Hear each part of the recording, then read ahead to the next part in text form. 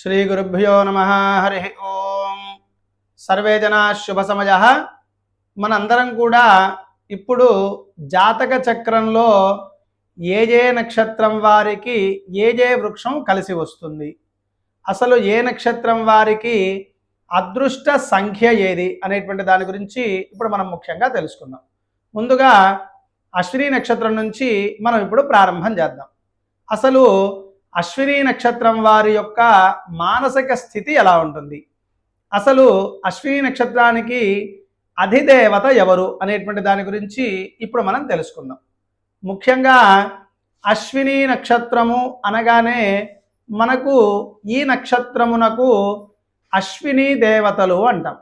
అంటే కళ్ళకు సంబంధించినటువంటి దేవతలు, వీరు అధిపతి. అశ్విని నక్షత్రానికి అశ్విని దేవతలు అధిపతులు అంటాం. కాబట్టి వారిని ఆరాధించడం వల్ల నక్షత్ర యోగం కలుగుతుంది, అశ్విని దేవతలు. అదే రకంగా అసలు అశ్విని నక్షత్రం వారు ఎలా ఉంటారు అని చూసుకున్నట్టయితే సహజంగా కూడా అశ్విని నక్షత్రంలో జన్మించినటువంటి వారు అందమైనటువంటి కళ్ళు కలిగి ఉంటారు. అశ్విని నక్షత్రంలో జన్మించినటువంటి వారు చాలా అందమైనటువంటి కళ్ళు కలిగి ఉంటారు. అదే రకంగా అశ్విని నక్షత్రంలో జన్మించినటువంటి వారు అందమైన కళ్ళతో పాటు చక్కటి రూపాన్ని కలిగి ఉంటారు. చాలా అద్భుతంగా మాట్లాడతారు, కాకపోతే నిదానంగా సరళంగా మాట్లాడతారు అశ్విని నక్షత్రం వారు. తర్వాత వీరికి పట్టుదల చాలా ఎక్కువగా ఉంటుంది. అంటే వీరు చెప్పిన మాటే మనం వినాలి, అంతే తప్ప మన మాట వినేటువంటి అవకాశం వీరికి ఉండదని నా భావన. అంతేకాని వినరని కాదు, కొద్దిగా మొండితనం కలిగి ఉండవచ్చు. అదే రకంగా చక్కటి వర్చస్సు కలిగి ఉంటారు, ముఖ వర్చస్సు, చక్కటి అందాన్ని కలిగి ఉంటారు అశ్విని నక్షత్రం వారు. అదే రకంగా ఈ నక్షత్రం వారు పెద్దవాళ్ల పట్ల, గురువుల పట్ల చాలా అభిమానంతో ఉంటారు. అదే రకంగా పెద్దవారిని చాలా గౌరవిస్తూ ఉంటారు. అదే రకంగా వీరు చిన్నప్పుడు చాలా ఎక్కువగా కష్టపడతారు. అశ్విని నక్షత్రం వాళ్ళంటేనే సహజంగా చిన్నప్పటి నుంచి ఒక 25 సంవత్సరాల వయస్సు వరకు కూడా ఎక్కువగా కష్టపడేటువంటి అవకాశం మనకు స్పష్టంగా నక్షత్ర రీత్యా గోచరిస్తూ ఉంది. తర్వాత చిన్నప్పుడు బాగా ఎక్కువగా కష్టాలు పడి తర్వాత ఈ నక్షత్రం వాళ్ళు సుఖాన్ని పొందుతారు. ఇది అశ్విని నక్షత్రం వారి యొక్క వివరణ. అదే రకంగా చాలా బాగా చదువుతారు. అంటే ఎంత వయస్సు వచ్చినా కూడా కొత్త కొత్త విషయాలు తెలుసుకోవడానికి బాగా ప్రయత్నం చేస్తూ ఉంటారు.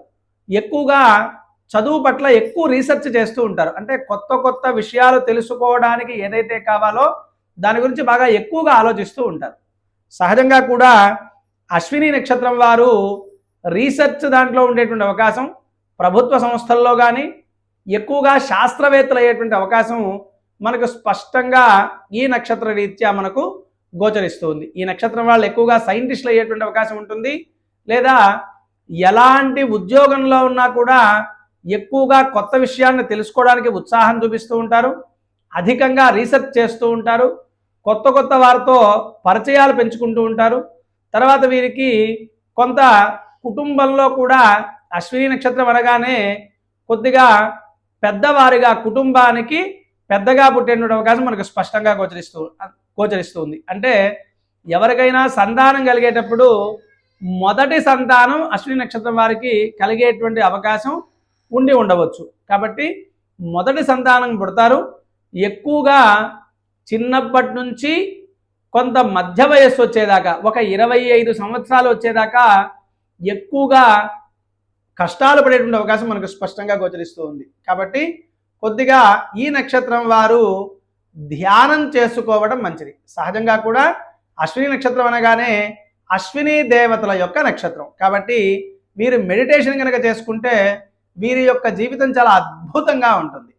అదే రకంగా అసలు ఈ నక్షత్రం వారి యొక్క అదృష్ట సంఖ్య ఏది, అదృష్ట రత్నము ఏది, అదే రకంగా ఈ నక్షత్రం వారికి ఏ రోజున కలిసి వస్తుంది అని చూసుకున్నట్టయితే సహజంగా కూడా అశ్విని నక్షత్రం అనగానే వైఢూర్యాన్ని ధరించాలి. సహజంగా ఈ నక్షత్రానికి కేతు అధిపతి, కాబట్టి వైఢూర్యాన్ని ధరించండి. అదే రకంగా మనం జీడి మామిడి చెట్టు అంటూ ఉంటాం. ఎవరైనా అశ్విని నక్షత్రంలో జన్మించి వారు కష్టాలు ఎక్కువగా పడేవాళ్ళు ఎవరన్నా ఉన్నట్టయితే వారికి త్వరగా సుఖం రావాలంటే, త్వరగా చక్కటి అభివృద్ధి చెందాలంటే జీడి మామిడి చెట్టుని ఒక 3 నక్షత్రాల పాటు ప్రతి నెల కూడా మీ నక్షత్రం వస్తుంది, జన్మ నక్షత్రము అంటాం. అశ్విని నక్షత్రం రోజున జీడి మామిడి చెట్టు నాటండి, ఒక 3 నెలల పాటు నాటండి. తర్వాత చేతికి పిల్లి కన్ను అని అంటూ ఉంటారు, వైఢూర్యం అని కూడా అంటూ ఉంటాం. వైఢూర్యాన్ని ధరించండి. ఎక్కువగా వీరు అశ్విని నక్షత్రం వారు సహజంగా కూడా వీరు గురువారం కానీ మంగళవారం కానీ ఏ పనినైనా సరే ప్రారంభించండి. గుర్తుపెట్టుకోండి, అశ్విని నక్షత్రం వారు గురువారం కానీ మంగళవారం కానీ ఎలాంటి పనిని ప్రారంభించినా చక్కటి విజయం చేకూరుతుంది.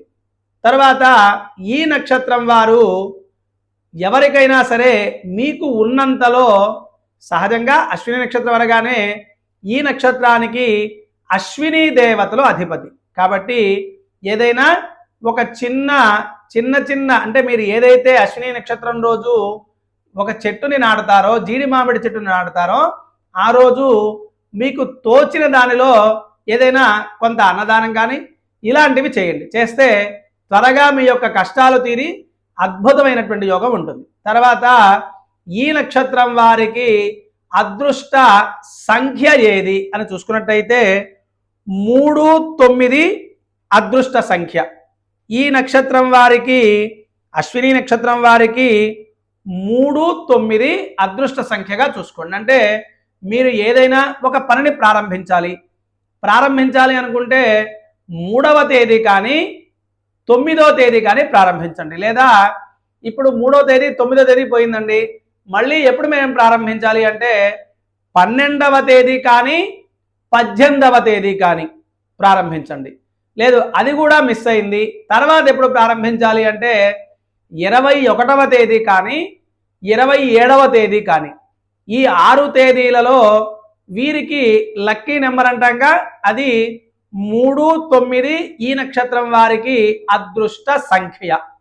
అదృష్ట వారము అని చూసుకున్నట్టయితే గురువారము మంగళవారము అదృష్ట వారాల కింద పరిగణిస్తూ ఉన్నాం. కాబట్టి ఈ నక్షత్రం వారు 3, 9 టోటల్ వచ్చేట్టుగా, అదృష్ట సంఖ్య వచ్చేట్టుగా చూసుకోండి. తర్వాత ఈ నక్షత్రం వారు జీడి మామిడి చెట్టుని చక్కగా నాటండి. తర్వాత వీరు ఎవరైతే ఒక 3 నక్షత్రాలలో బాగా ఇబ్బందుల్లో ఉన్నవారు, అశ్విని నక్షత్రం వారు ఎవరైతే ఉన్నారో వారు అధికంగా కొద్దిగా రుణ సమస్యలు ఉన్నాయి, బాగా ఎక్కువగా అప్పులతో బాధపడుతూ ఉన్నాము, మాకు అప్పులు తీరడం లేదు అని అనుకున్న వారు ఎవరైతే ఉన్నారో, తర్వాత ఉద్యోగంలో మాకు ఎదుగుదల లేదు, తర్వాత మాకు జీవితంలో అభివృద్ధి లేదు అనుకున్నటువంటి వారు ఏం చేయాలి అని చూసుకున్నట్టయితే ఒక గురువారం కానీ మంగళవారం కానీ వీరు ఈ నక్షత్రం వారు చక్కగా పుట్టను ఆరాధించండి. అంటే పుట్టకు పాలు పోయడం ఇలాంటివి ఒక 3 అశ్విని నక్షత్రాలు అంటే 3 నెలల పాటు జీడి మామిడి చెట్టును నాటడం, ఒక 3 నెలల పాటు మీ జన్మ నక్షత్రంలో పుట్టలో పాలు పోయండి. చక్కగా 3 నెలల పాటు జీడి మామిడి చెట్లు నాటండి. తర్వాత చక్కగా 3 నెలల పాటు ఈ మీ జన్మ నక్షత్రంలో వచ్చేటువంటి అశ్విని నక్షత్రంలో చక్కగా ఎవరికైనా ఒక 10 మందికి అన్నదానం చేయండి. వైఢూర్యాన్ని ధరించండి. ఈ నక్షత్రం వారు ఏం చేయాలి, ముందుగా వైఢూర్యాన్ని ధరించాలి. వైఢూర్యాన్ని ధరించండి. మీకు నేను చెప్పినట్టుగా అదృష్ట సంఖ్య 3, 9 వచ్చేట్టుగా చూసుకోండి. తర్వాత మంగళవారం కానీ గురువారం కానీ ఏ పనినైనా ప్రారంభించండి. ప్రారంభిస్తే వీరికి అద్భుతమైనటువంటి యోగం కలుగుతుంది, చక్కటి అదృష్టం కలుగుతుంది. తర్వాత మనం కేవలం ఇది జన్మ నక్షత్రాన్ని బట్టి మాత్రమే నేను మీకు ఈ యొక్క రెమెడీస్ చెప్తూ ఉన్నాను. సహజంగా మనం సంపూర్ణ జాతకం తెలుసుకోవాలి. ప్రతి సమస్యకి కూడా ఒక పరిష్కారం ఉంటుంది జాతకంలో. కాబట్టి చాలామంది నిరుత్సాహపడుతూ ఉంటారు, ఏమంటే మేము ఇవన్నీ చేసాం అయినా కూడా మనకి పని కావట్లేదు అని అనుకున్న వారు ఏం చేస్తారంటే మీ యొక్క డేట్ ఆఫ్ బర్త్ టైము తీసుకోండి. దాన్ని బట్టి అసలు మా యొక్క జాతకంలో ఎలా ఉంది అంటే కేవలం మనం నక్షత్రం మాత్రమే చూస్తున్నాం. సహజంగా ఒక జాతకం చూడాలి అంటే తిథి, వారము, నక్షత్రము, యోగము, కరణము వీటితో పాటు జన్మ లగ్నం చాలా ప్రధానం, జన్మ రాశి చాలా ప్రధానం. సహజంగా కృతికా నక్షత్రం అంటే మేషరాశి ఉంటుంది, కానీ మనం పుట్టిన లగ్నం కూడా ప్రధానం. అసలు మనకు ఏ వయస్సులో వివాహం అవుతుంది, ఎలాంటి భార్య వస్తుంది, తర్వాత మన యొక్క జీవన విధానం ఎలా ఉంటుంది, ఇవన్నీ కూడా మన యొక్క జాతకంలో అద్భుతంగా ముందుగానే తెలుసుకోవచ్చు. అదే రకంగా చక్కటి అదృష్టాన్ని కూడా మనం పొందవచ్చు. కాబట్టి సమస్య ఏదైనా సరే పరిష్కారం చాలా సునాయాసంగా మనం జాతకంలో పరిష్కరించుకోవచ్చు. కాబట్టి మీకు ఏదైనా సందేహాలు ఉంటే నాకు కాల్ చేయండి, నేను మీకు నివృత్తి చేస్తాను. మీ యొక్క జన్మ జాతకాన్ని ఒకసారి సరిచూసుకోండి, మీ యొక్క అదృష్ట యోగాన్ని పొందండి, అదృష్ట రత్నాన్ని తెలుసుకోండి. సర్వే జనా శుభ సమయః. స్వస్తి.